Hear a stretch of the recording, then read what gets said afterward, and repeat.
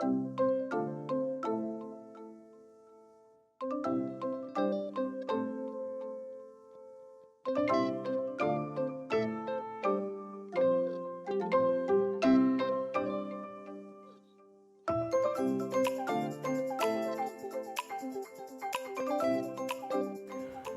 about cross-cultural communication competence and cultural intelligence reminds me about numerous personal experiences of cultural misunderstanding in the multicultural classroom.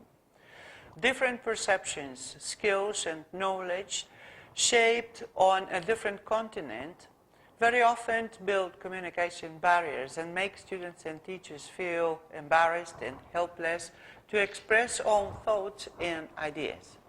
The English as a medium of communication, the body language, gestures and symbols, greetings and politeness, expected formality, the concept of time and space, the attitudes to achievement, personal performance, gender roles, the ethnocentric views, and many, many more can turn into stumbling blocks leading to cultural shock and negative effect on self-perception and confidence.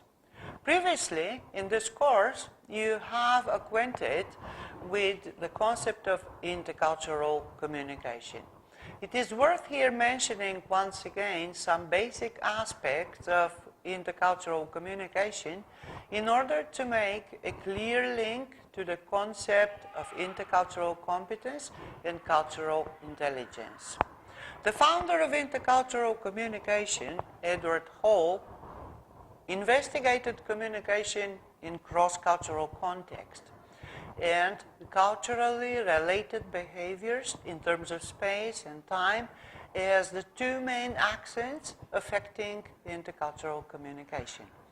Being mostly subconscious, non-verbal communication, according to Hall, dominates over verbal expression.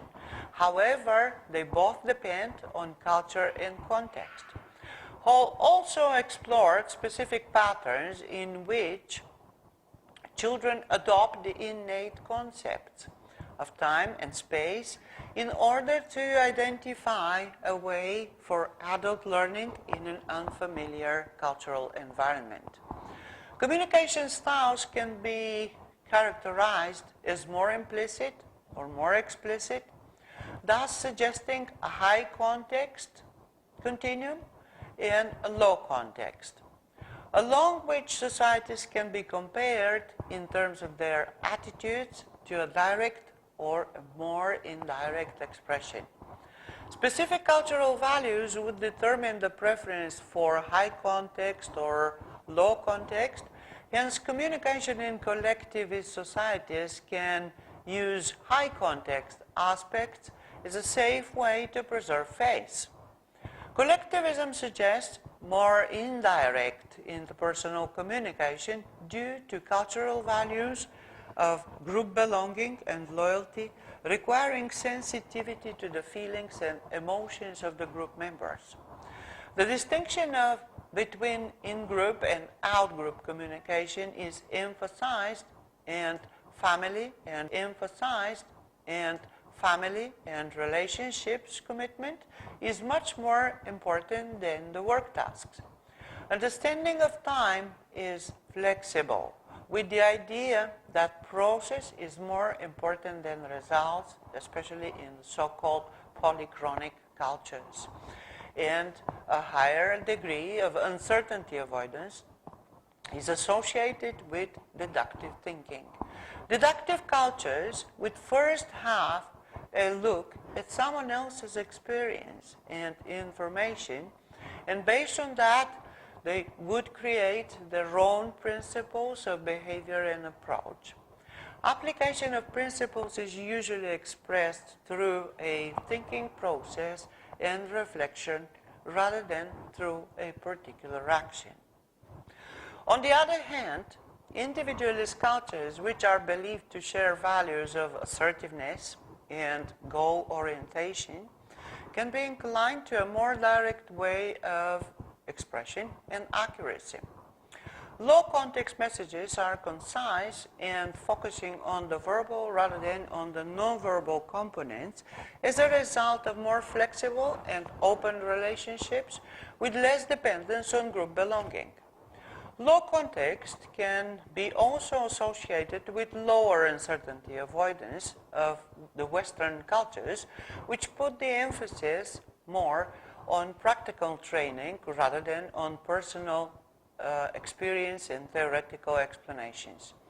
This individualist inductive type of thinking is associated with higher masculinity score and orientation towards achievement and active decision making. The most significant belief is in the action which leads to a particularly desired result.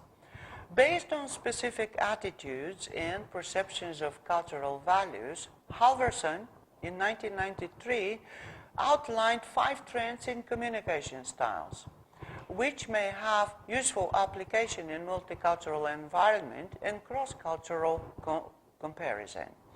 Thus, high context can be described as follows. In terms of association, it relates to the hierarchical organization of society, in which relationships are more important than productivity. Identity is associated with the group. The second factor, the interaction, is about the significant use of nonverbals and indirect verbal expression associated with more reading between the lines, thus avoiding conflict. The third one is about territoriality related to physical closeness, which is accepted in communication, and the space which is shared by the members of the group. Temporality is about time seen as a flexible process depending on others and the universe. And finally, learning is a process of observation which is first preferred, and multiple sources of information can be used, thinking from the whole to the specific in which group work is expected. Low context displays the following characteristics. Association is about the centralized organization of society in which relationships are less important than productivity. Identity is associated with the self. Interaction is about the insignificant use of nonverbals, direct verbal expression. Disagreement is depersonalized and focuses on rational thinking. Territoriality is about the physical closeness which is not accepted, and space is considered private. Temporality sees time as an asset which is scheduled and depends on the specific task. Learning is seen as a single source of information and thinking from specific to the whole in which individual work is expected. Tingtumi and Dorji define intercultural communication as the symbolic exchange process whereby individuals from 2 or more different cultural communities attempt to negotiate shared meanings in an interactive situation and in a larger socio-cultural macro environment, in which sharing of meaning is influenced by individual expectations based on cultural perceptions. Communication perception is a process of quick identification of symbols arranged in a specific structure, is interpreted according to people's expectations, and can cause communication failure due to problems in the use of language, different styles of expression, and different values. Therefore, negotiation of meaning should involve clarification of identity, content, and relationship, which happens in a specific physical and psychological context of interaction.